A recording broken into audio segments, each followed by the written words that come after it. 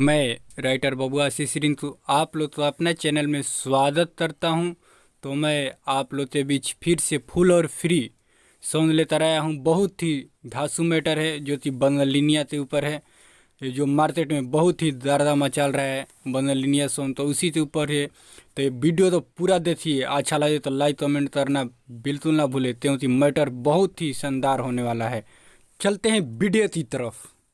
तू त गइल रह निमने कमाए बलम, कौन कैला ऐसन कमवा भइल देहिया जखम। तू त गइल रह निमने कमाए बलम, कौन कैला ऐसन कमवा भइल देहिया जखम। कैसे भइल बुरा तोहार हलिया, अरे हलिया। क्या बोलेगा?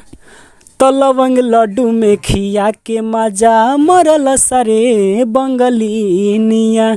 तो लवंग लड्डू में खिया के मजा मरल सरे बंगलिनिया।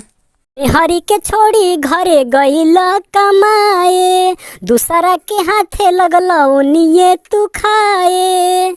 मेहरी के छोड़ी घरे गइल कमाए, दूसरा के हाथे लगल ओनिए तू खाए। घर छोड़े हम गईनी कलकत्ता, उन जोड़नी बंगालिन से नाता। तमती मार देलस तोहके सवतीनिया, अरे सवतीनिया। तो लवंग लड्डू में खिया के मजा मरल सरे बंगलिनिया।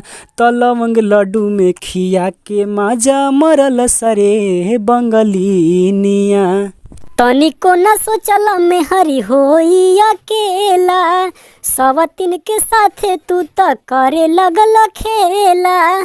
तनिको न सोचल मेहरी होई अकेला, सवतीन के साथे तू त करे लगल खेला। कैसे कहीं में के कर दोष बावे हो, बबुआ आशीष रिंकू निर्दोष बावे हो। तो आदेश कह हमके जनी धनिया, अरे धनिया। तो लवंग लड्डू में खिया के मजा मरल सरे बंगलिनिया। तो लवंग लड्डू में खिया के मजा मरल सरे बंगलिनिया।